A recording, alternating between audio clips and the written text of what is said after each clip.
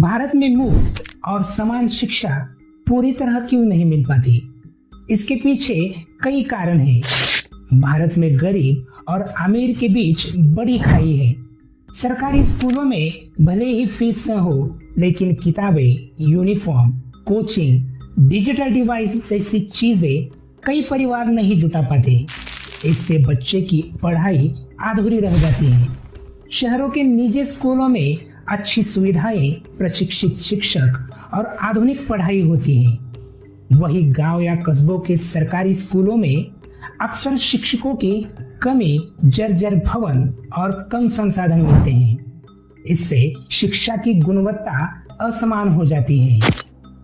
बहुत से सरकारी स्कूलों में पर्याप्त शिक्षक नहीं होते या वे नियमित रूप से नहीं आते। प्रयोगशालाएं, पुस्तकालय, खेलकूद जैसी सुविधाएं भी सीमित रहती हैं। कुछ जगहों पर जाति, लिंग या आर्थिक स्थिति के आधार पर बच्चों के साथ भेदभाव भी होता है। इससे कई बच्चे पढ़ाई छोड़ देते हैं या गुणवत्तापूर्ण शिक्षा से वंचित रहते हैं। शिक्षा के अधिकार जैसे कई कानून बने हैं, लेकिन उनका पालन हर जगह सही तरीके से नहीं हो पाता है। ऑनलाइन शिक्षा के दौर में शहर के बच्चे इंटरनेट और स्मार्टफोन से पढ़ाई कर सकते हैं, लेकिन गांव के बच्चे पीछे रह जाते हैं। भारत में मुफ्त और समान शिक्षा के लिए कानून और योजनाएं हैं, लेकिन जमीनी स्तर पर उनकी गुणवत्ता और पहुंच में भारी अंतर है। सरकार को शिक्षकों की संख्या, स्कूलों के संसाधन, डिजिटल साधन और भेदभाव खत्म करने पर विशेष ध्यान देना होगा। तभी मुफ्त और समान शिक्षा सच में हर बच्चे तक पहुंच पाएगी। शिक्षा किसी भी समाज और राष्ट्र की प्रगति का सबसे बड़ा आधार है। यदि शिक्षा सबके लिए उपलब्ध हो तो समाज में समानता और विकास की राह खुलती है। आजादी के बाद भारत ने शिक्षा के क्षेत्र में कई योजनाएं बनाई, जिनमें मुफ्त और अनिवार्य शिक्षा एक महत्वपूर्ण कदम है। मुफ्त शिक्षा का अर्थ है कि प्रत्येक बच्चा, चाहे वह अमीर हो या गरीब, बिना किसी शुल्क के विद्यालय में पढ़ सकता है। इससे आर्थिक रूप से कमजोर परिवारों के बच्चे भी पढ़ लिख कर अपने जीवन को संवार सकते हैं। समान शिक्षा का अर्थ है कि सभी बच्चों को समान गुणवत्ता और अवसर मिले। जब अमीर और गरीब, शहर और गांव, लड़का और लड़की सभी को एक जैसी शिक्षा मिलेगी, तभी वास्तविक समानता स्थापित होगी। सरकार ने शिक्षा के अधिकार अधिनियम 2009 के माध्यम से 6 से 14 वर्ष तक के बच्चों को मुफ्त और अनिवार्य शिक्षा देने का प्रावधान किया है। इसके साथ साथ शिक्षा की गुणवत्ता बढ़ाने, शिक्षक प्रशिक्षण और डिजिटल शिक्षा को प्रोत्साहन देने की आवश्यकता भी है। मुफ्त और समान शिक्षा से समाज में भेदभाव कम होगा, बेरोजगारी घटेगी और देश के नागरिक अधिक जागरूक और आत्मनिर्भर बनेंगे। इस प्रकार शिक्षा केवल व्यक्तिगत विकास नहीं, बल्कि राष्ट्र निर्माण का भी मजबूत आधार है। चलिए अब बात करते हैं आरक्षण की। अगर सरकार सबको मुफ्त शिक्षा देती है तो क्या आरक्षण की कोई जरूरत पड़ेगी? मैं इसे आसान भाषा में समझाता हूँ। सिर्फ मुफ्त शिक्षा देने से सभी को समान अवसर नहीं मिलते। मुफ्त शिक्षा का मतलब है फीस न लेना, लेकिन गुणवत्ता, माहौल, परिवार की पृष्ठभूमि और सामाजिक स्थिति अलग अलग रहती है। इसलिए अमीर बच्चे और गरीब बच्चे समान स्तर पर नहीं आ पाते। भारत में सदियों से जाति, वर्ग, लिंग और क्षेत्र के आधार पर गहरी असमानताएं रही हैं। बहुत से समुदाय शिक्षा और रोजगार में पिछड़ गए। आरक्षण एक सकारात्मक कदम है ताकि ऐतिहासिक रूप से वंचित वर्ग को आगे बढ़ने का मौका मिल सके।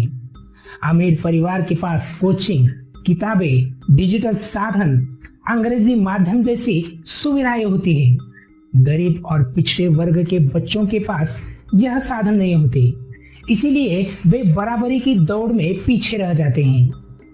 अगर मुफ्त शिक्षा के साथ साथ हर स्कूल की गुणवत्ता समान हो, भेदभाव पूरी तरह खत्म हो, सभी बच्चों को एक जैसी सुविधाएं, शिक्षक और अवसर मिले तो धीरे धीरे आरक्षण की जरूरत घट सकती है। लेकिन शिक्षा केवल मुफ्त कर देने से बिना गुणवत्ता और समान अवसर के आरक्षण की जरूरत अभी भी रहेगी। मुफ्त शिक्षा एक अहम कदम है, लेकिन यह आरक्षण का विकल्प नहीं है। जब तक समाज और शिक्षा में वास्तविक समानता नहीं आती, तब तक आरक्षण की जरूरत बनी रहेगी। बहुत सारे लोग कहते हैं कि गरीबी हटाने के लिए शिक्षा कितनी जरूरी है। शिक्षा किसी भी व्यक्ति को ज्ञान, कौशल और आत्मनिर्भर बना देती है। पढ़ा लिखा इंसान बेहतर रोजगार पा सकता है, नए काम शुरू कर सकता है और सही निर्णय ले सकता है। जब इनकम बढ़ती है तो गरीबी कम होती है। बिना शिक्षा के लोग अधिकतर मजदूरी या कम इनकम वाले काम तक सीमित रह जाते हैं। पढ़े लिखे लोग सरकारी, निजी, तकनीकी या बिजनेस के क्षेत्र में आगे बढ़ पाते हैं। इससे परिवार की आर्थिक स्थिति सुधरती है। शिक्षित व्यक्ति अपने अधिकारों और योजनाओं के बारे में जानता है। वह सरकारी योजनाओं का लाभ उठा सकता है, शोषण से बच सकता है और समाज में सम्मान पा सकता है। शिक्षा से लोगों में स्वास्थ्य, स्वच्छता, परिवार नियोजन और बचत जैसी आदतें बढ़ती हैं। यह सब मिलकर गरीबी घटाने में मदद करता है। जब महिलाएं शिक्षित होती है तो वे परिवार की आर्थिक स्थिति में योगदान देती हैं, बच्चों को पढ़ाती हैं और समाज में समानता बढ़ती है। इससे अगली पीढ़ी में गरीबी और भी कम होती है। शिक्षा सिर्फ व्यक्ति को नहीं बल्कि पूरे समाज और राष्ट्र को मजबूत बनाती है। जब अधिक लोग शिक्षित होते हैं तो उद्योग, कृषि और तकनीकी क्षेत्र में उत्पादन बढ़ता है और रोजगार के नए अवसर पैदा होते हैं। गरीबी हटाने के लिए केवल आर्थिक मदद नहीं बल्कि गुणवत्तापूर्ण और समान शिक्षा सबसे बड़ा हथियार है। यह लोगों को आत्मनिर्भर बनाता है, रोजगार देता है और समाज को स्थायी विकास की ओर ले जाता है। अगर हम बात करते हैं किसी विकसित देश की जैसे चीन की, तो क्या भारत में जैसे जाति आधारित आरक्षण है वैसे ही चीन में भी जाति आधारित आरक्षण मिलता है? तो चीन में भी भारत की तरह ऐसा कोई जाति आधारित आरक्षण नहीं है, लेकिन कई तरह की प्राथमिकताएं जैसे कि अफर्मेटिव पॉलिसीज है। इसे वहां पॉजिटिव डिस्क्रिमिनेशन या प्रेफरेंशियल पॉलिसीज कहा जाता है। चीन में जाति प्रथा भारत जैसी नहीं है, इसीलिए एससी, एसटी, ओबीसी जैसी श्रेणियां वहां पर नहीं है। इस वजह से जाति पर आधारित आरक्षण व्यवस्था भी वहां पर नहीं है। चीन में लगभग 56 आधिकारिक जातीय समूह एथनिक ग्रुप है। हान बहुसंख्यक है, बाकी 55 अल्पसंख्यक जातीय समूह हैं, जैसे उइगर, तिब्बती, मंगोल, झुआंग आदि। इन अल्पसंख्यक समूहों को कुछ क्षेत्रों में विशेष छूट मिलती है। विश्वविद्यालय प्रवेश में कम अंक पर प्रवेश देना, कुछ नौकरियों में व सरकारी पदों में प्राथमिकता मिलना, कर छूट और परिवार नियोजन में रियायतें, अपनी भाषा व संस्कृति में शिक्षा का अधिकार मिलना। अल्पसंख्यक छात्रों को गोवा को राष्ट्रीय प्रवेश परीक्षा में बोनस अंक एक्स्ट्रा पॉइंट्स मिल सकते हैं। कुछ क्षेत्रों में उनकी यूनिवर्सिटी सीटें अलग से आरक्षित रहती है। गरीब और ग्रामीण इलाकों के छात्रों के लिए छात्रवृत्ति और प्राथमिकता वाले कोटा दिए जाते हैं।